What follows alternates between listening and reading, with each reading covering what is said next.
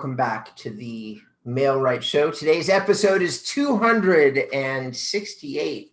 We are meeting with Tristan Ahumada, and we're super excited about it. Tristan is the captain CEO of a massive real estate Facebook group called Lab Coat Agents, and he's got many other credits to his name, but we're going to start talking to him about Lab Coat Agents first, and then see if we have time to talk about something else. So with that, without any further ado, Tristan, would you mind? You're going to introduce me, are you, Robert? Oh, sorry. Okay. And then I have my lovely co-host, Jonathan.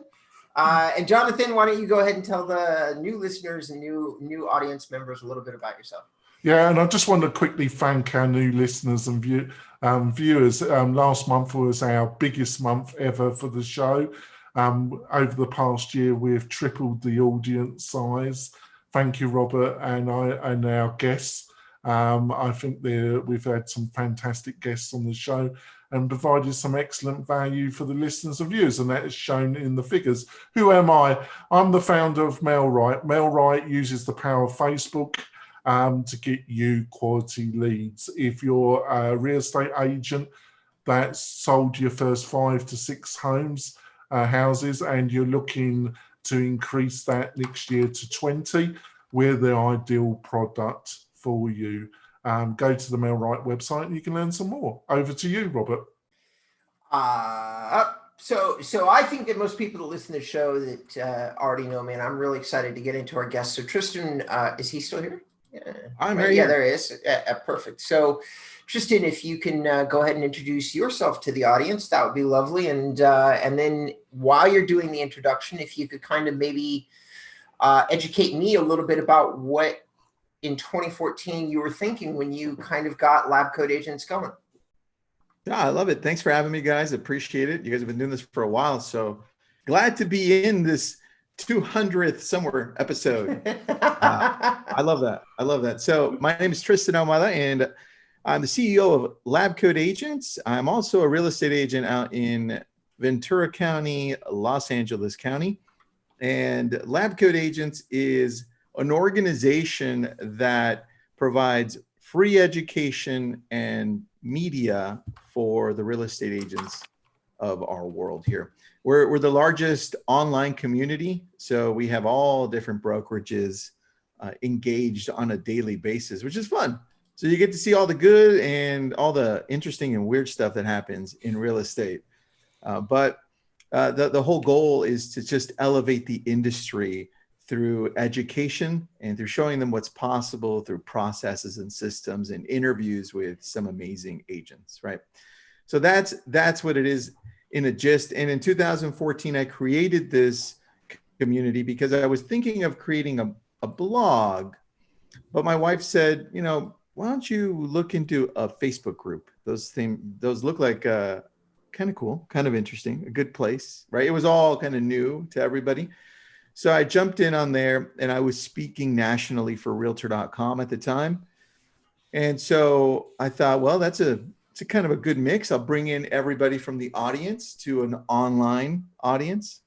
And the transition happened really well. It was timing and the right value. And then we just continued to grow massively, and then finally got the attention of Facebook. And so now we're directly connected with Facebook and help them and give them advice as to how to touch and connect with real estate agents across the world.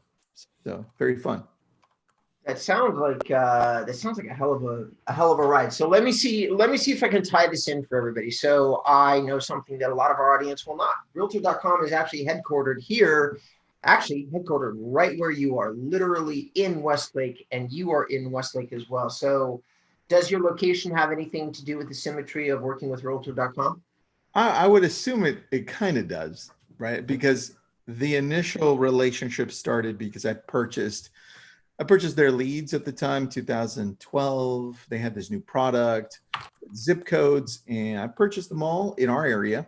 They were new, and I did really well with them, converting them at a high level. And they're like, who is this person who converts our leads at such a great rate? So they said, why don't we put you on camera and you can explain to us for our audience what you're doing. So they got me on camera. That's when I found out they were in the same building that I was in. I was like, no way. I had no idea you were even in Westlake. So that's what started our relationship. And so now anytime I had a question, I would just open my door, literally go next door and say, hey guys, what do you need? So that definitely helped our relationship, man. And you leverage that slightly. I mean, it's so funny because everything has changed so much, and it's changing like light speed inside the real estate industry. I mean, to say Facebook group 6 years ago, people are going to be like, that would be a waste of time. Say Facebook group today, and people are, yes, please give me the URL and the information because I need more virtual groups to be a part of it. It's a crazy evolution. But so you're doing this 6 years ago.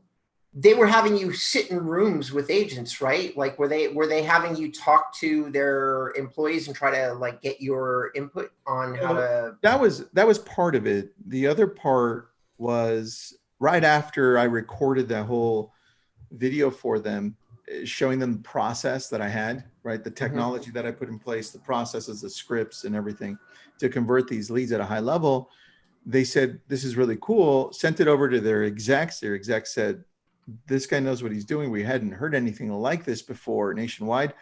Ask if he can go and speak for us at NAR, right? With 22,000 people. And they called me and they said, you want to go speak there? I'm like, yeah, let's do this. Right. I said, all I need is just for you to cover my family flight so that we can all go there together and experience this. And that was the beginning of that journey, because then they started taking me to all of their big events and having me speak to the audiences on how I was converting the online leads and having success with them. So it was both internally to their sales floor, to their sales team, which I'm still friends with them. And it was also externally to all of the real estate agents across the nation. You were doing this so early, and John, I'm gonna open up the floor to some of your questions, but you were doing this so early, Sean, that I feel like you may have been the first one, because everybody copies this model now. Ylopo has what they call a Facebook success group, and they have actual agents in the success group that are teaching other agents how to use their product and service. Jeff, the founder of Real Geeks, started off his service it would have been right around the same time, 7-8 years ago.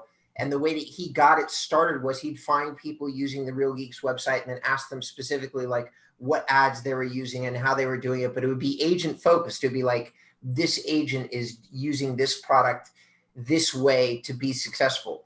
But it sounds like you may have been either right at the same time or the first guy to be, hey, I'm an agent, I'm using this service, and this is how I'm doing it well. Yeah, you're right, man. I was actually the first agent that became an influencer off of using a product at an extremely high level. And that has to do with the timing, right? You know, there's timing involved with Facebook and the groups, right? It just all happened at that time. And then we grew so fast as a group that everybody started jumping on board. And then all of the vendors started getting to know us, Inman. And then once Facebook jumped in, then it was a whole different world, right? So that has a lot to do with it. And now because of it, we're able to duplicate what we've done in a group, communities, and we're able to take it to other companies and say, hey, we can do the same thing for you. Right? So let us know if you want us to help you. So now on the side, we're also consulting companies and helping them create communities of their own. So now you've packaged your success into an actual product. Like, hey, you want to create an interactive community with your users. This is how you would do it, if I'm understanding it correctly. Yeah, pretty much. But it does take a lot of our time. So we do go deep and get involved. So we have to talk to all the people involved on their company, and we're having good success for these companies that are coming in and needing help. That happened by accident. Somebody approached us and they're like, can you do this? I'm like, I'm pretty sure I can. Let's figure it out. All right, John. If I feel like that is a fertile field for lots of questions. So why don't you take it away? Yeah, well, we got to focus on the intermediate agent and helping them basically, because it's very confusing for people entering the industry when they're got over the first year, they haven't given up. And it's still hard to find a path, and there's a lot of contradictory information. If what's your feelings about Facebook at the present moment? Because obviously there's been some fundamental changes around how somebody in the real estate industry as an agent can use Facebook with their changes. Are you still very optimistic about Facebook and using it as a tool to get leads in general? Yeah, definitely. It's still a great place to go. It's still the number one social media outlet out there for the United States. I mean, if you're not counting YouTube as number one. Facebook still has 210 million American users approximately, which is about 70% of the American population. That's how many log on every month, according to a study that was done in June this year. That's insane, dude. That's an insane amount of people that go on. And if you're using the product in the right way, meaning not just throwing out junk and see if it can stick, if you're using it to retarget your database, right? Not just throwing it up for leads and boosting posts. I'm talking about using it to be able to bring back all of this database that you've got, expireds, for sale by owners, past clients, Sphere, open house leads, Zillow leads, Realtor.com leads, anything. All of a sudden, you start creating this automated system that's touching all of these leads dynamically through the whole year. And now you're starting to use technology to help you, right? So it just depends how you're using it. And I think it's still an amazing piece, an amazing tool for businesses. So through your platform, it sounds like you've got a great way of judging what are some of the real concerns and real problems that a lot of agents have. What are some of the most regular things agents discuss in the group that you're aware of? Is it lead generation? Is that the fundamental number one thing? It's interesting that you asked that, because it's a big mix. I think there are a lot of agents in there that don't have answers to simple questions of them simply being under contract or in escrow, and they have questions that pop up. And they're like, well, what happens here? Or what happens here? Processes, systems. And then you do have people coming in and asking, well, what's the best CRM out there? Or what's the best lead gen tool out there, right? So we do get those questions as well. What we try to do in the community, and it's worked really well, is to set the tone so that people understand what this community is about. So we have over 500,000 post comments and likes in a 28-day basis, right? So it's highly engaged. And if we don't continually put out education pieces like webinars on a daily basis, if we don't continually post and let people know, hey, this is the route we're going, right? There's no complaining in here, or we'll just boot you or mute you, or just, you won't be in this community. If we don't do that continually, people won't know what type of community it is. And so I do help out, like I said, other communities grow outside of real estate. And one thing that you can see, which is kind of what you were indicating a little bit as Facebook has changed, Facebook is taking a strong stance on really shutting down any type of hate, any type of fake news type of things. And one of the communities that I'm helping out is called Leaving California, right? So obviously that leans more towards conservative, right? Republican. And so one of the things I'm noticing there is that Facebook has already warned them quite a few times that they need to be careful what they let into this community and not to let in what they would consider hate to go in as well. So there are a lot of changes that are happening, and Facebook has shut down a few groups that just they think isn't abiding by these rules. So I think over the next few months, you're going to see Facebook change a little more, and that may affect some of those people that are on there, because you're seeing some people leave Facebook or not use Facebook as much, and they go to Instagram not knowing that Instagram is still Facebook, or they go to WhatsApp and use that more not knowing that it's still Facebook, right? So it's a little funny to me, but at the end of the day, they control the social waves. Twitter's still there, but Twitter just announced yesterday that they're now going to do carousel ads, which is kind of cool, right? Yeah. I'm like, oh, that's cool. Way to join the party, Twitter, like years later. But, Facebook does set the tone. The only one that's come to change the way things are recently is TikTok. They are gaining, and they have a good presence with the younger demographic, and that demographic is growing now into the late 20s, which is cool to see. Like, I want to know how that's going to work for the marketing world. What do you also notice, and it's been an ongoing thing, me and Robert have been trying to push, the power of video and the power of content marketing through blogging, and using maybe that for YouTube as well to become a dominant, seen as a dominant expert in real estate in your local market. But in general, we don't see many agents. We had an agent that came on the show a few weeks ago from Montana, and he's been using video very effective in getting leads from people outside the state that were looking to move to Montana. But we don't see many agents really doing it that effective. You got any insights why that is, actually? Oh, yeah, it comes down, it's a simple one. It comes down to overthinking the process, because a lot of agents, when they see these amazing videos being done, they're like, I can't do that. I just can't. And they don't know where to start. They overcomplicate the process. They don't realize that just simply picking up the phone and recording yourself, right, is much easier to do than they're thinking. Because it's true. I mean, if you go to YouTube and you see some of these amazing videos, I'm like, man, that's a full-on production almost. I don't know if I can do that.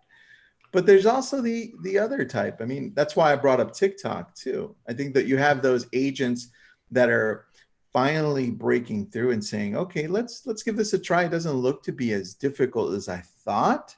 Let's do this vertical video. Let's record myself. I'll record my listing. It's only 60 seconds or less, right? And you're starting to see people get used to that. And I mean, in USA Today, one of my friends was showcased that they sold a home through TikTok. They brought in a buyer because they did the exact thing. They just previewed a home and they sped it up, added music, and it sold. I was like, it's pretty insane. So I think your question is a valid one. Why is it so difficult for agents to jump in? What are they scared of? It's just that they're not used to it, man. I always say, if you can just, Jonathan, if you could just record yourself on this repeatedly and not do anything with it, you start getting comfortable with the process. And then finally, maybe one of the ones that you recorded, you're like, oh, that wasn't too bad, right? I'll post it up. But that's just you getting used to you. I think it's time for our break, Robert. Do you want to do it and then do our comeback, Robert? Sure. All right. So, ladies and gentlemen, all those people joining us for the show today, first of all, we appreciate it. We're going to go for a quick little break here. So we'll be right back.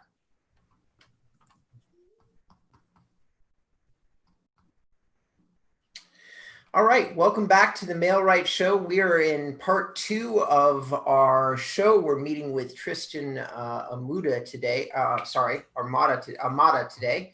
And Tristan is the founder of Lab Coat Agents, which is probably the largest, if not one of the largest, online networking groups for real estate agents that there is. For those of you that are not familiar with them, you can go to facebook.com labcoatagent and you can find the group. I don't know what the requirement is to join, probably be a real estate agent. I can tell you that having been looking at the group since the show started, that there are hundreds and hundreds and hundreds of posts, all of which look to be good. And they cover topics from how to package up and sell homes, how to use rednecks, how to create better online processes, and a wide variety of things. Tristan, I think he may have. I think he's still with us. Are you still with us, Tristan? Oh, he's coming. Can you hear me? Yes. Yeah, okay. there we go.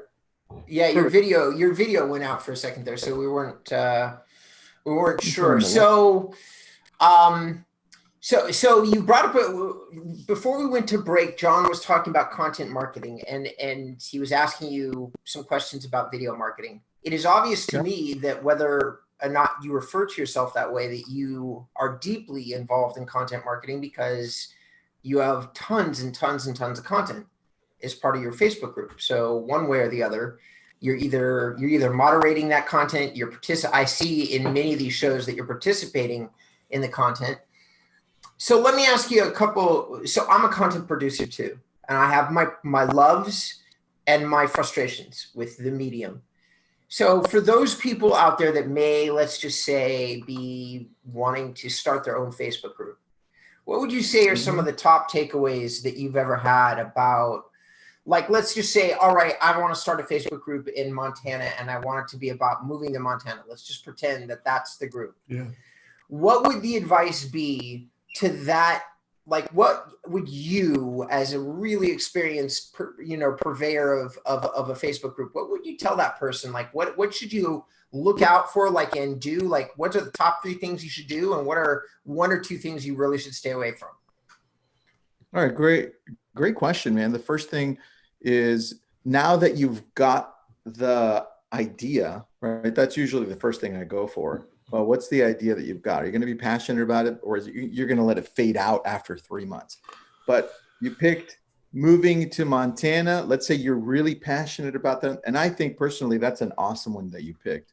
So next thing I would do is I would look at this long-term, and I'd say, well, I want this to be a business, and I want to have this brand look and feel a certain way. What does that look like to me, right? What are the colors? How can I get the right logo to put it on a hat? How would it look on a shirt? What's the messaging going to be like, right? So I would look at this as a full-on brand. That's the number one thing after you've chosen the type of group that it's going to be. Now, the next thing is, once you start this community, I would find people in the community, or if it's for the whole state, in the state, that are pretty good at social media, that understand it, that would want to partner with you in the community, that can bring value. Because those moderators that you bring in, or admins, are going to help you grow faster. And I always say, look, if you're starting a community, you're never going to grow if you don't bring in the right people. Because let's say, Robert and Jonathan, let's say we're going to start this group together. Well, the thing is, I'm going to say, hey, Robert, so this is what I'm doing. I'm creating this amazing moving to Montana community. And we're going to interview local shops. We're going to interview agents, insurance people, attorneys, people that live here, so that they understand what it looks like to live here, right? Sure. And I need you to help me do this. Once we come in and go live, I need you to bring in 100 people the first week. Just people that you think would benefit from this. Friends that are already your friends on Facebook. And Jonathan, I'd go to the same thing to you. I'd say, Jonathan, as a moderator, I just need you to bring in 100 or 150 people in that first week just to get it going. We need to already have some posts inside of the community so people know what this is about, right? So let's get a few going. And Robert, you're going to benefit from this. Jonathan, you too, because as we grow, people are going to wonder who you are and what you're doing, especially if you're in the community posting and we're interviewing people together. You're going to get business from this. So I want you to at least post or engage deeply 3 times a week. right? And that's not that often. And if you ever get stuck, just let me know and I can help you, because I have a long list of things that you can post or engage with. And so that's what I do. I set the tone. I let them know these are the guidelines that you're going to have as a moderator. Mm-hmm. And I let you know that there's a benefit involved to if we do this correctly, right? And of course, as I start making merchandise, moving to Montana hats and shirts, well, I'm going to send them over to you, right? And then we're going to have contests. And then after this picks up, we're going to create an Instagram. And then all of the things that we create that are recorded, we're going to put it into our YouTube channel. And then we're going to put money behind our YouTube channel. And then as we let people into the community, right, people are requesting to join. Well, we're going to ask for their email addresses before they join. And then we're going to have a newsletter. And then we're going to drive more people to the webinar based on those newsletters that we send, right? And information that we have in Montana. And then we're like, well, this is getting a little big, right? We're getting a lot of people in this. Well, then we find the local people that have businesses and say, hey, check out our stats. We're on YouTube, Instagram, Facebook, and we got an amazing newsletter. It would only cost you about $2,000 a month if you become a sponsor, and we'll interview you. Here's what you get. And now a year in, you've got a whole business, a whole brand that's not only feeding you leads as a real estate agent or whatever you are, mm-hmm. you also have a full-on business that's producing money for you. That's brilliant. So you're covering your fantastic outline. Yeah, I love it.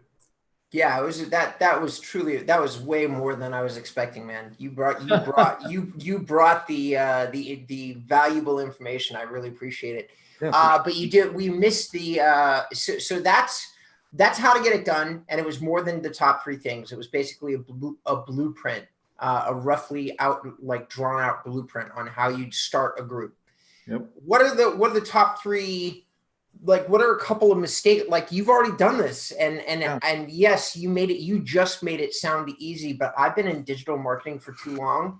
I know it wasn't easy. So I know you ran across some challenges at some point or another and learned some hard lessons. Yeah. Well, I would love if you'd share with me and the users what a couple of those were. Yeah, the biggest challenge you're going to find are relationships and your expectations of what those relationships should be like. And I think the faster you realize that there are going to be a lot of ways to do the same thing because you're only one person, right? The better you get along with more people, the better it's going to be for your business. And so you have to be really careful who you go into business with. So the first thing that I look for when I bring in moderators, this is why now we do a lot of research. I want to make sure that they're emotionally intelligent, right? Because I don't need a loose cannon out there. Yeah, I don't need them posting on their personal page that we never landed on the moon, right? Or that screw the whole world, I hate this place, right? Weird stuff like that, man. So I'm really careful as to who these people are because it becomes a reflection of you, right? And then people are like, oh, he's a moderator. She's a moderator of that community. That's weird. Can I just interrupt you? It's another fantastic thing you're saying there, because what I say to people, I feel I'm a pretty open person. You know, I'm on podcasts, videos. There's a lot of content out there. If you put Jonathan Denwood into your search, there's a lot of stuff out there, right? I'm a pretty open book. But I say to people, I don't want to put stuff out on social media that I wouldn't be happy for my mother to read. And my mother's dead. Bless her heart. She died about 14 years ago.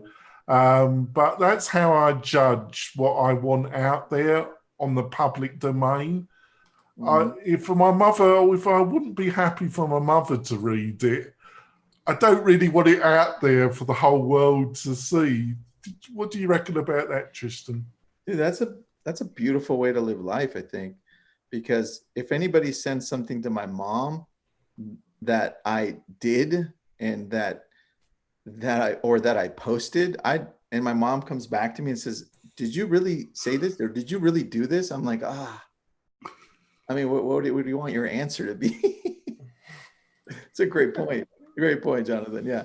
I mean, and it's tough when you're out in the influencer world. A lot of the things that you do are going to get recorded, and you're not always on your A game, not always, right? So just it takes time to get there and refine yourself, and that, Jonathan, that goes a lot.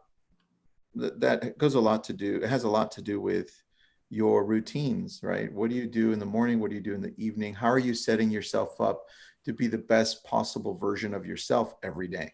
Because you're in the spotlight every day, and sometimes you're only talking to a few people, but sometimes you're talking to thousands, right?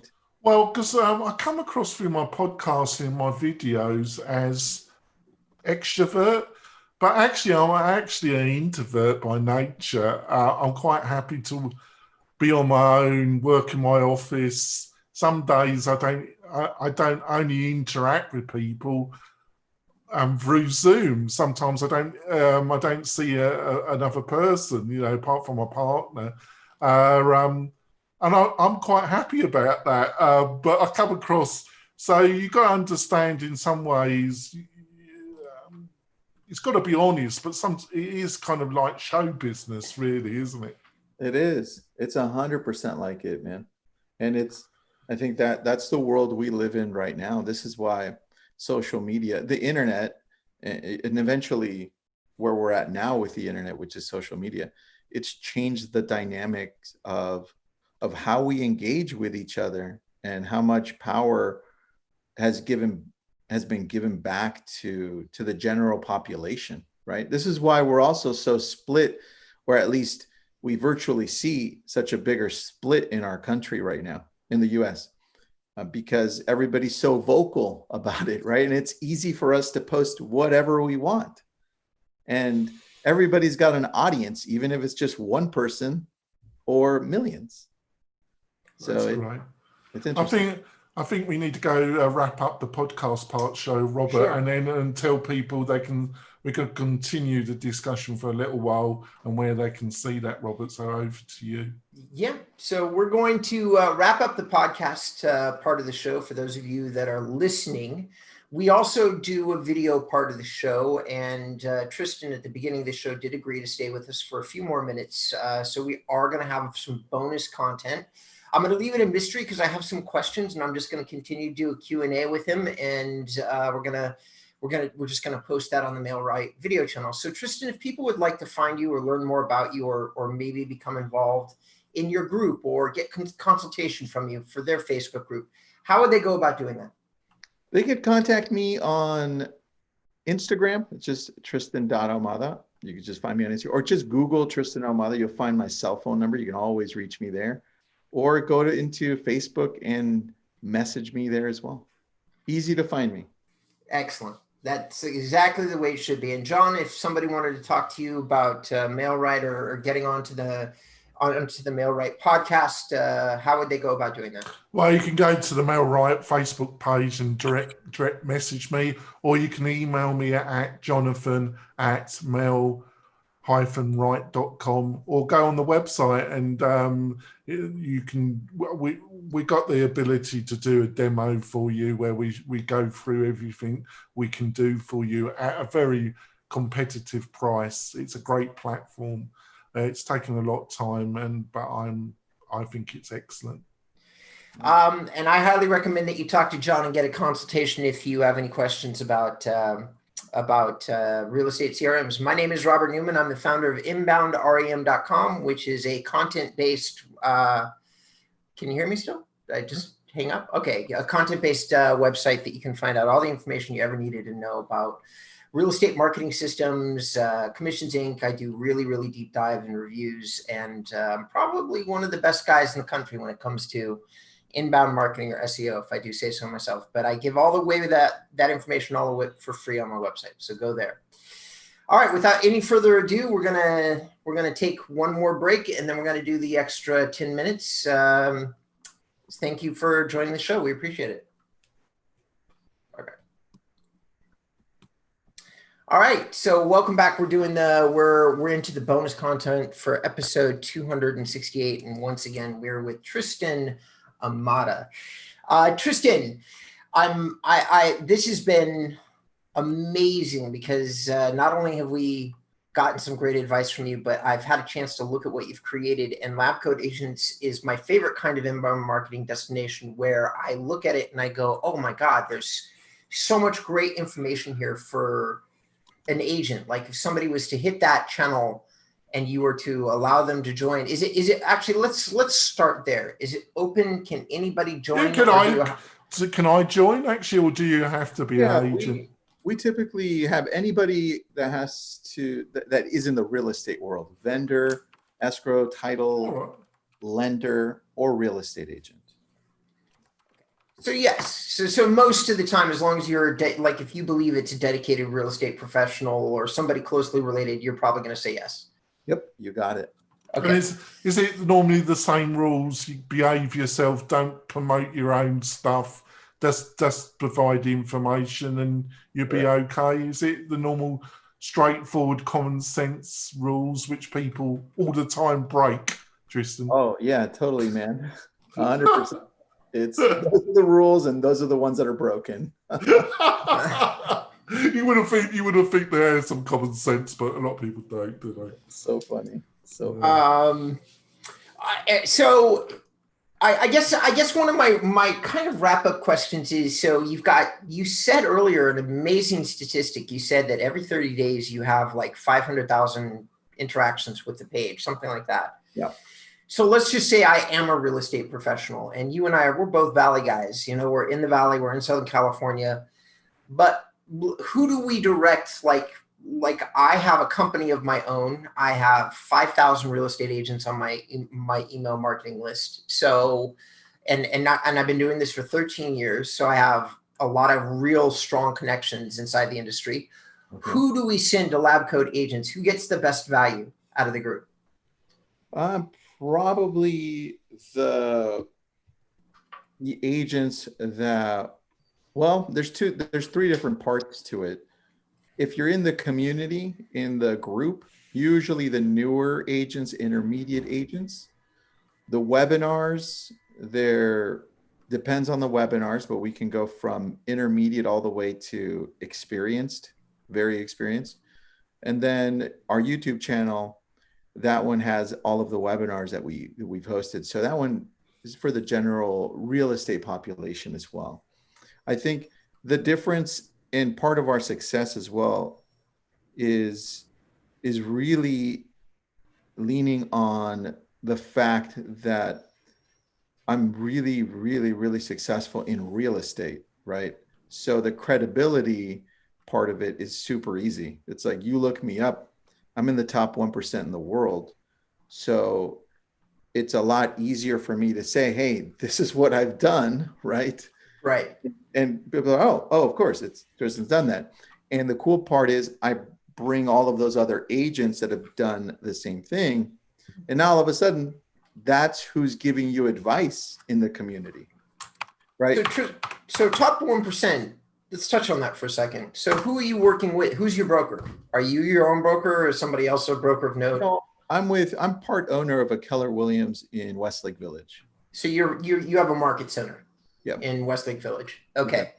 And are you going to all the Keller Williams events, family reunions, all that stuff? Yeah, dude, when I can, we go to all of those. Okay. Events, as many events as I can get in.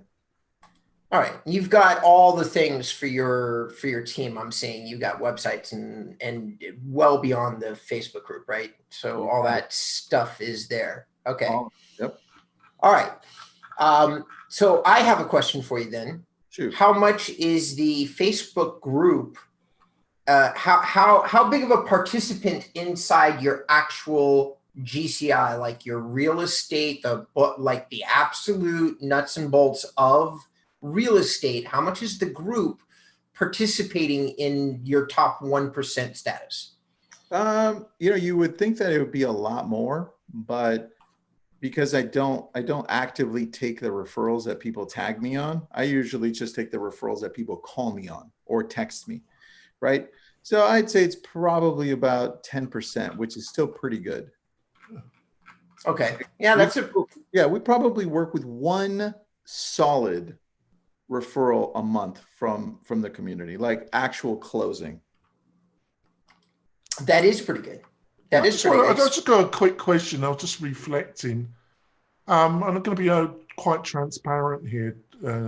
Is that I've been doing the Melwright podcast for the past 3 years, and Robert became my co-host about over a year ago, and we gel really well.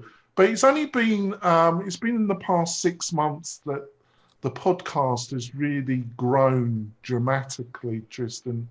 It's really tripled in the amount of listeners.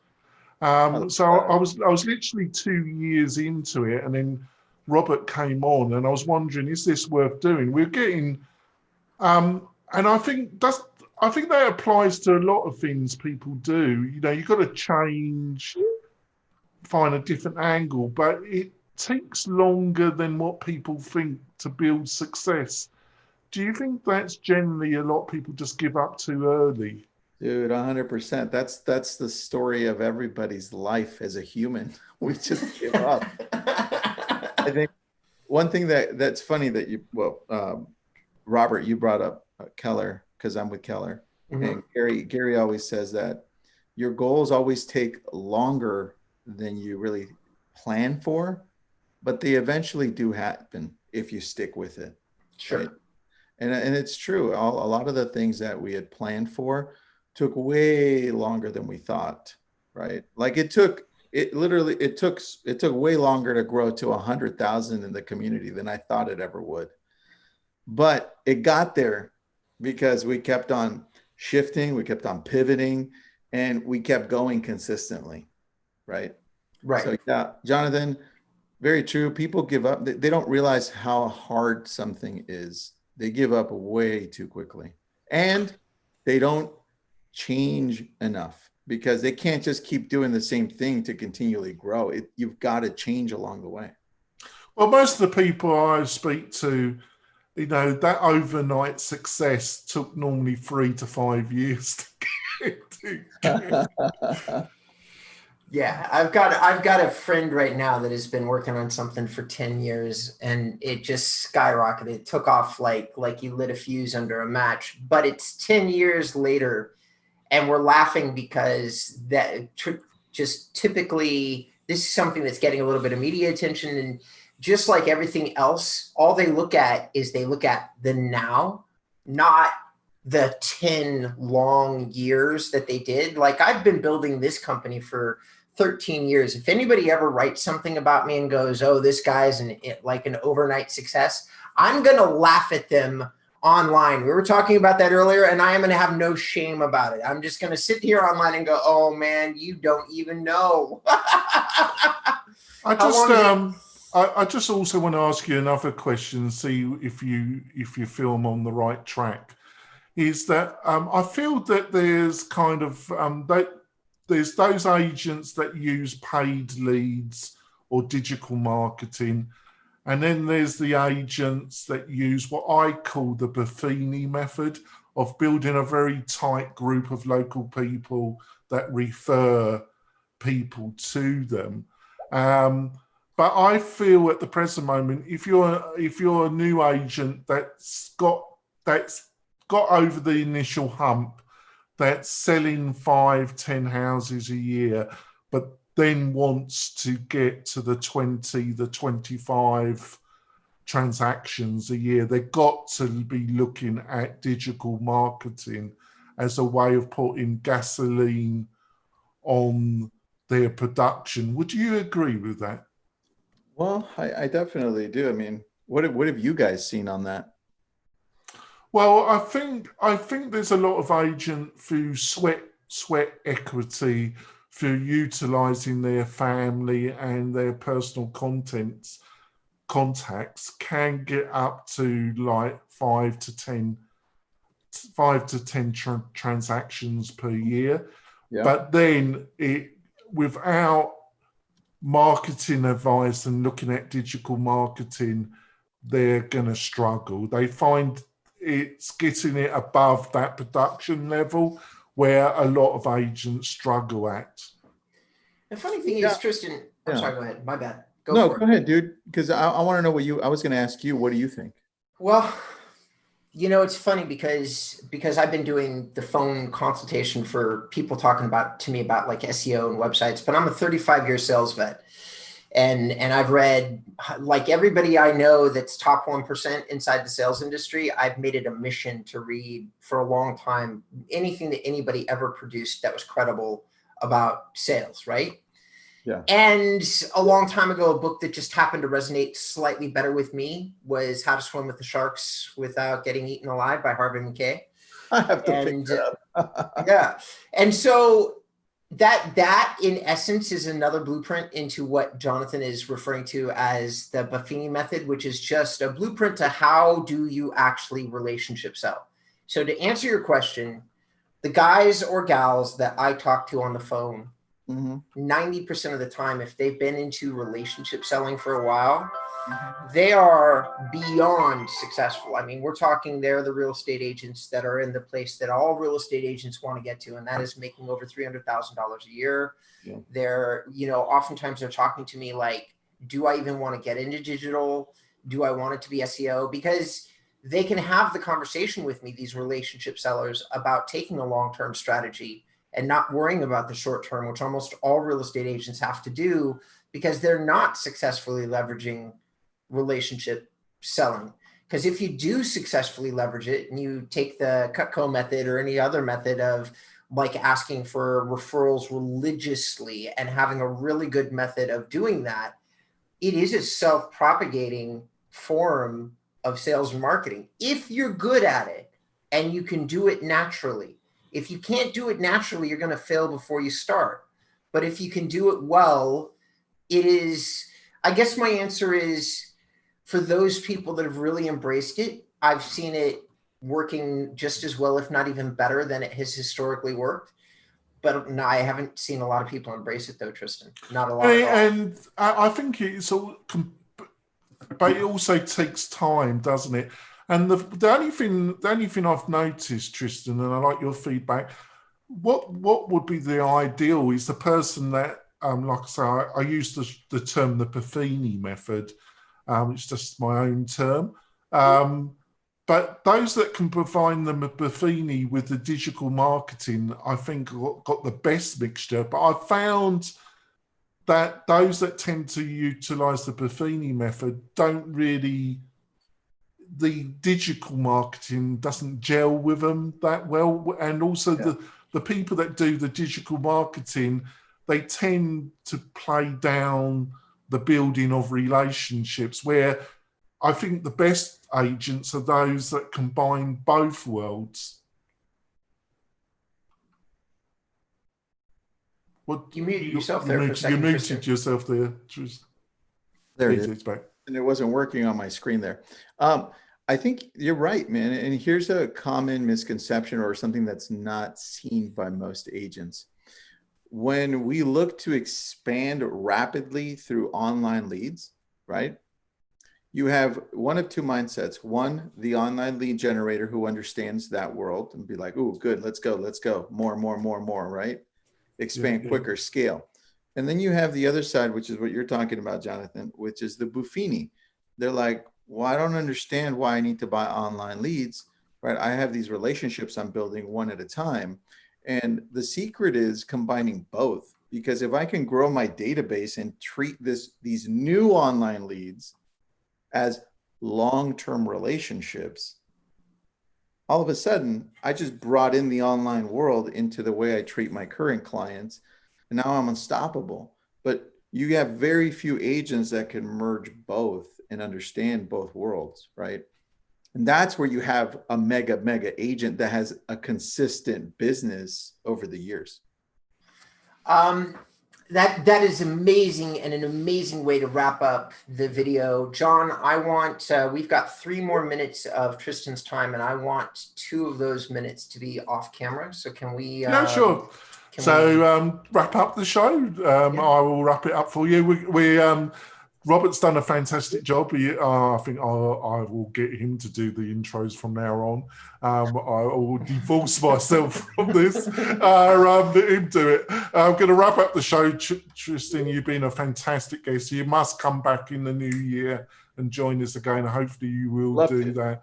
I've really enjoyed the interview, and I think you had some amazing insights. We'll be back next week with another great guest or another great internal discussion between me and Robert. We'll see you soon, folks. Bye. Bye. Bye.